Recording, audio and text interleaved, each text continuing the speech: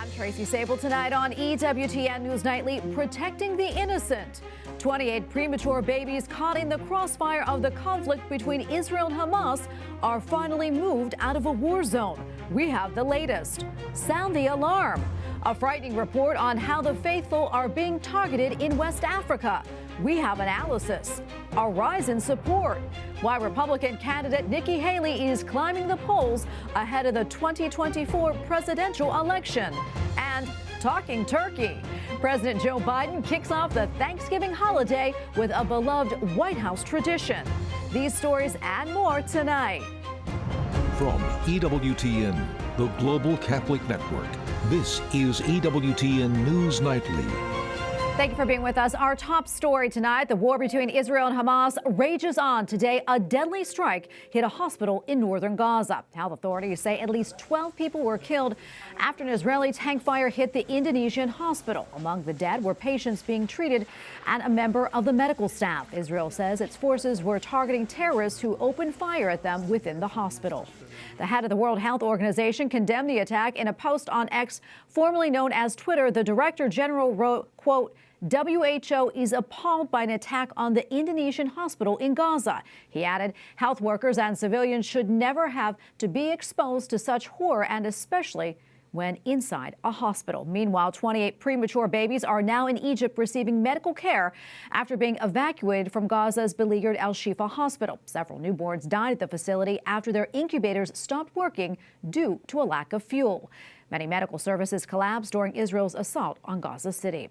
Israeli military has released this video of what it says is a Hamas tunnel underneath Al-Shifa hospital. Both Israel and the U.S. say their intelligence shows Hamas was operating a control center under the medical facility, something the hospital staff denies. The IDF also released CCTV video of what it said shows Hamas members forcibly transporting hostages through Al-Shifa hospital on October 7th, the day of the attack. The Hamas-run Gaza Health Ministry is questioning the authenticity of the videos, adding that if the videos are true, it shows the hospital was providing medical care to anyone who needs it. President Joe Biden responds to EWTN's question about the hostages held by Hamas. He tells us he may be close to reaching a deal. Our very own White House correspondent Owen Jensen is the one who questioned the president. Owen. Tracy, good evening to you. As he wrapped up another event on the South Lawn of the White House today, I shouted the question to President Biden about the hostages currently being held by Hamas. Now, here's that brief interaction that's making headlines. Mr. President, is a hostage deal near? Sir, is a hostage deal near? Mr. President, is a hostage deal near? I believe so, but I'm not prepared to. You believe so? Yes. Thank you. How soon? And in the White House press briefing room, more questions about the fate of the hostages. We're still working this hour by hour. I do not have an update for you on the hostage deal that we're trying to negotiate. But as you heard the Deputy National Security Advisor say yesterday, we believe we're closer than we've ever been. So we're hopeful. When it comes to trust, John Kirby says when it's go time, you count on everybody to meet their commitments. It's a negotiation, and it's over human lives. You do the best you can going back and forth with the arrangements, which we're doing right now. And while Israeli forces are pressing their offensive against Hamas, the Israeli military releasing this footage showing their forces operating in the Gaza Strip, the conflict could pull attention and resources from the Ukraine fight. Today, U.S. Defense Secretary Lloyd Austin made an unannounced visit to Kyiv, arriving by train from Poland, to meet with President Volodymyr Zelensky, a high-profile push to keep money and weapons flowing to Ukraine. The message that I bring you today, Mr. President, is that the United States of America is with you. We will remain with you for the long haul. It was also announced today the U.S. will be sending an additional $100 million in weapons to Ukraine. Meanwhile, President Biden, his birthday today, he turns 81 years old. Polls show that Americans are concerned about his age as he runs for re-election.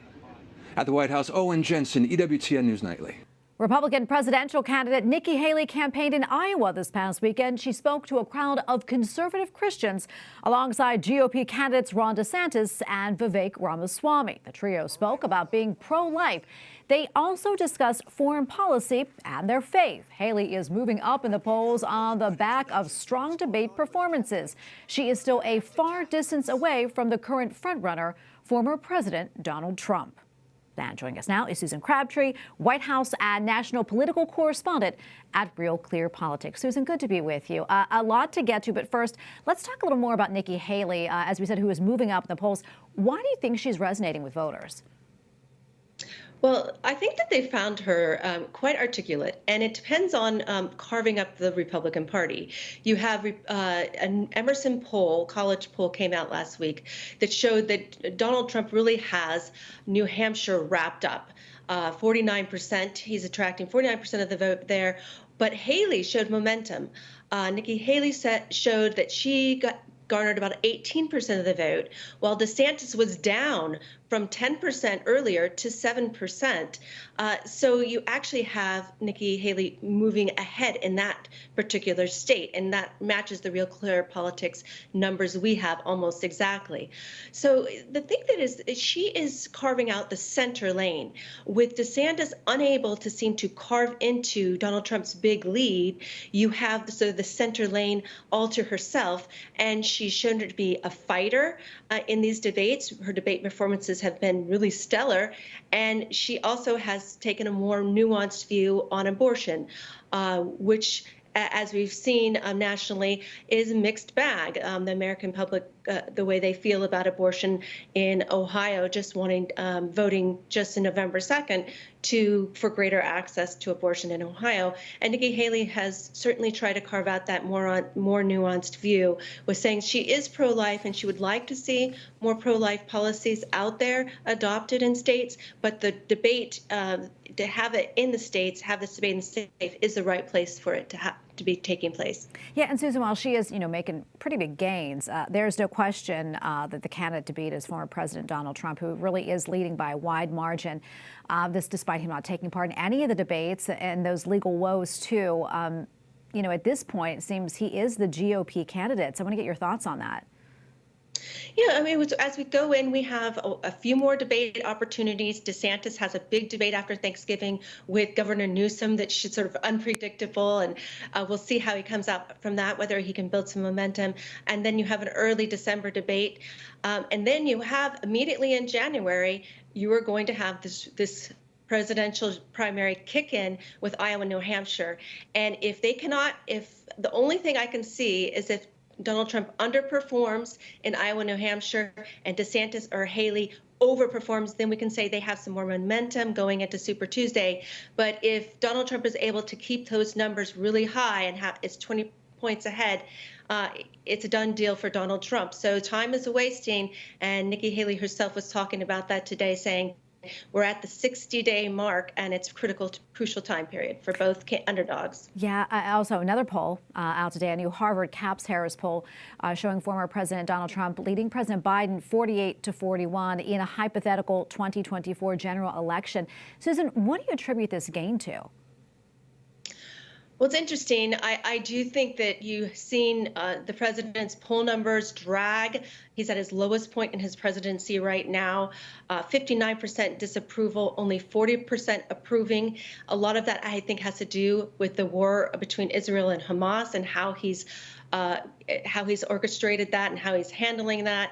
A lot of young people are taking issue with the way he is dealing with it. They think he's too pro-Israel. It's interesting because he won Donald Trump with the young people from 18 to 39, that age group, by 20 points in 2020, and now he's down among those groups against Donald Trump. So unless something happens to shift that, it's going to be a problem for the Democratic Party, and it's a real wake-up call. Susan, we have maybe 30 seconds left or so, but final thoughts. Yeah, well, I think you saw a lot of people. It's the president's birthday today, so we want to send happy birthday to him. But it's a difficult time for him, and I think you have David Axelrod, someone who's very close and influential, close to Obama advisor, saying that there's only a 50-50% chance for Joe Biden right now as we look to the presidential to general election next year. So it's a real it's a difficult time for the president. His poll numbers are not looking good, and the Democratic Party needs to decide what to do. And they only have this next 2 months, really, before the presidential campaign kicks into high gear. Susan, appreciate your time as always. Thanks for weighing in. Thanks, Tracy. Thanks for having me. For 20 years, the president's emergency plan for AIDS relief, known as PEPFAR, has saved the lives of at least 25 million people throughout the world. The program has received U.S. support until now. Pro-life lawmakers are sounding the alarm after the Biden administration made some changes. Capitol Hill correspondent Eric Rosales has more. Good evening. The PEPFAR program was created in 2003 by former President George W. Bush at the height of the AIDS epidemic. Since then, it's received broad bipartisan support. Every 5 years it is renewed, that is, until now. Congressional Pro-Life Caucus co-chair Congressman Chris Smith of New Jersey says the reason is at the hands of President Biden. He has hijacked it. This is Biden. And now he's told the recipients of all this, and it's all about empowering the non-governmental organizations and telling them to bring down the right to life laws all over the world. It's right there in their guidance. Congressman Chris Smith, a longtime supporter of PEPFAR who wrote the bill reauthorizing it in 2018, tells me the Biden administration has turned a good program into something evil. He says the White House claims they don't promote abortions. That is a big lie. They are doing it. They're not allowed to directly fund it, but they fund the groups that do it. And the organizations like Planned Parenthood, they get massive amounts of money, well over $6 billion. $6 billion a year. PEPFAR proponents, including self-professed Catholic Democratic Senator Dick Durbin, says the program saves lives. Taking the extreme position of blocking this life-saving program is as short-sighted and nihilistic as siding with Vladimir Putin and failing to help Ukraine. The deadline for congressional reauthorization was September 30th. For now, PEPFAR can continue at least for a short time, but without approval, it will be scaled back or cut entirely. Right now, America's reputation on the global stage is being threatened by House Republicans' internal politics. But reauthorizing PEPFAR is common sense to reassure the world that America can push past partisanship and use our influence, resources, and power to save lives. The U.S. Conference of Catholic Bishops recently wrote Congress about the program. They expressed concerns about the promotion and distribution of birth control and not protecting human life. At the Capitol, Eric Rosales, EWTN News Nightly.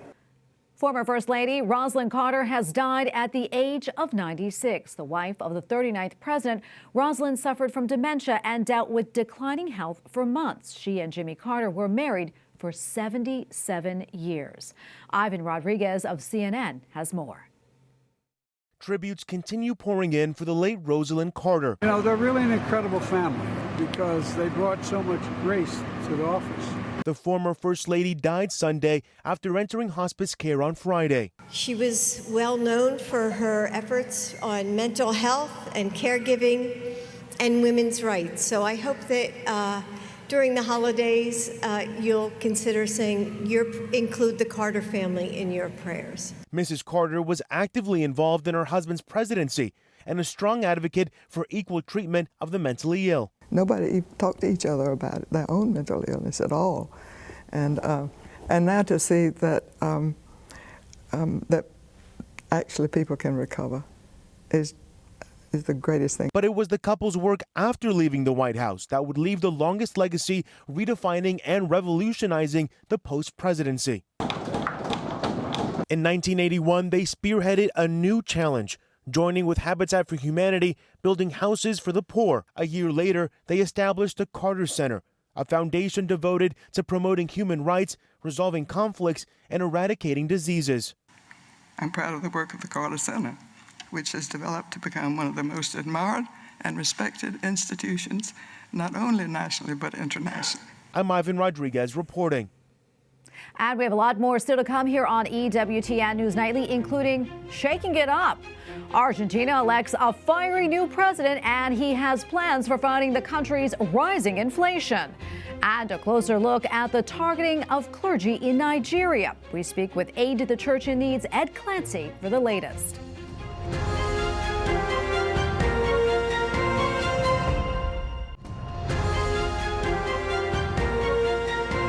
Today, the AI world is reeling after a weekend of drama in the tech world. Hundreds of OpenAI employees are threatening to quit unless their chief, Sam Altman, is reinstated as CEO. The board of directors for the artificial intelligence startup fired Altman on Friday. Mira Murati, the company's chief technology officer, was appointed as interim CEO. The board seemed to reconsider Altman's firing over the weekend after blowback from investors, but ultimately stood by their decision. Hours later, Microsoft announced Altman would be joining the tech company. In a rapid reshuffle, OpenAI's board chose to remove Murati and appoint the former CEO of Twitch as its interim CEO. Well, a stunning result in Argentina as conservative Javier Milei has resoundingly won the presidential election.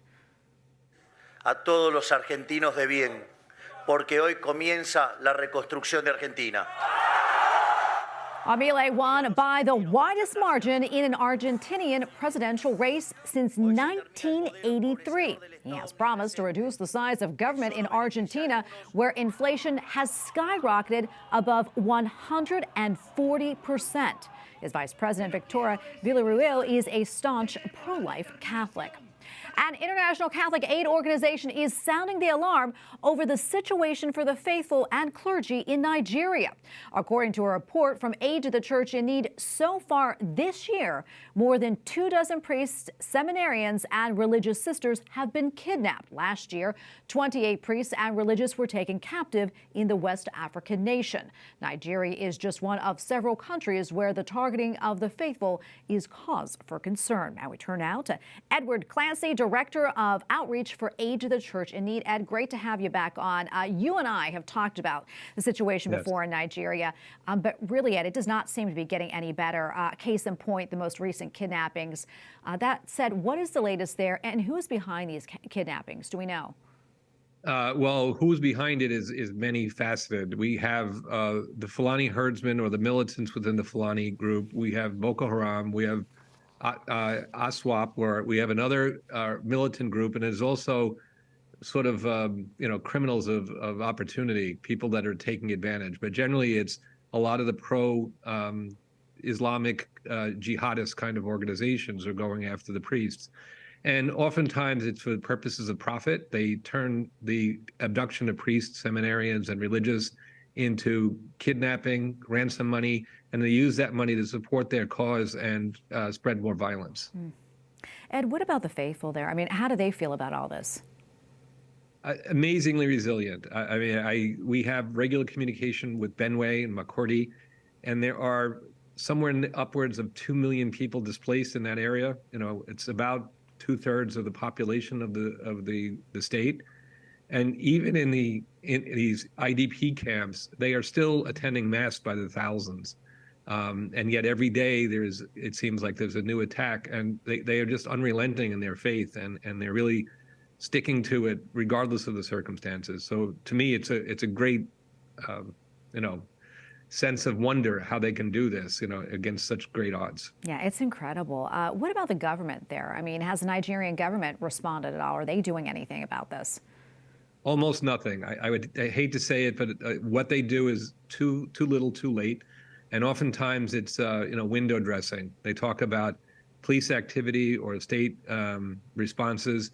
And by the time anyone responds to it, crops have been burned, families have been displaced, people have lost their lives. This year, 2023, started with Father Isaac, who was burned alive. And then recently, a seminarian who was helping 2 priests in Kafachan, an area of Kaduna, he too was burned alive by militants. And it's a horrible way to live, with always looking over your shoulder. When you speak to the priests and nuns who live there and work there, they go into each day knowing that this could be their last day, that they'll be called to suffer their their death for their faith. Ed, we don't have a whole lot of time left, but I do want to talk about the situation in the Middle East. I know that your group does a lot of work with the Holy Family Church, the only Catholic church in Gaza. What's the current situation there? I know hundreds of people were seeking shelter inside during the war. What more do you know? Well, the Holy Family Church had taken in about 400 to 500 people, women, children, families, and then about a month ago, less than a month ago, there was the bombing of the Orthodox facility. They have now taken another 300. So there's between 600 and 700 people that are being cared for. And there is some aid getting in, but it's not enough. They are short of medication, they're short of food, they're short of clothing. The people are essentially sleeping on the ground. When they can, they're sharing mattresses and blankets. So it's a difficult situation, and with the colder weather coming in, it's going to get even worse. Yeah, it's very concerning. Ed, great to have you back on, as always, and thank you for the work that you do. God bless you. Thank you, and please pray for both the Holy Land and for Nigeria. We will. Up next on EWTN News Nightly, a leap of faith. Pope Francis tells us why trusting in God is worth the risk. Plus, learn how you can be a gift for others in a busy, distracted society.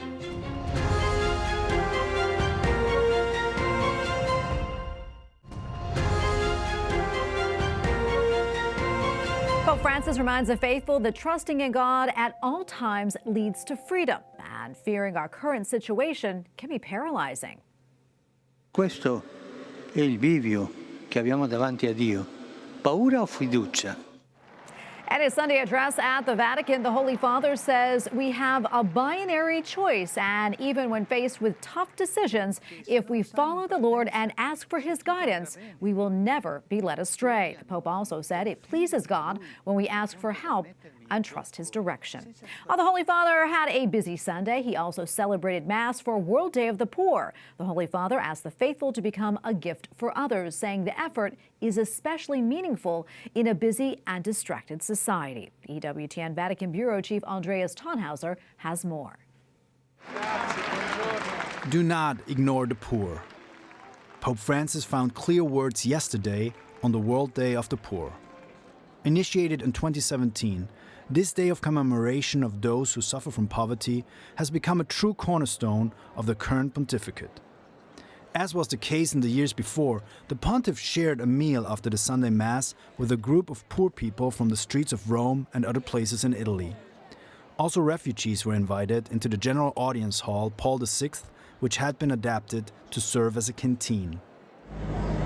This was not the only venue to change. Also, St. Peter's Square became a makeshift hospital.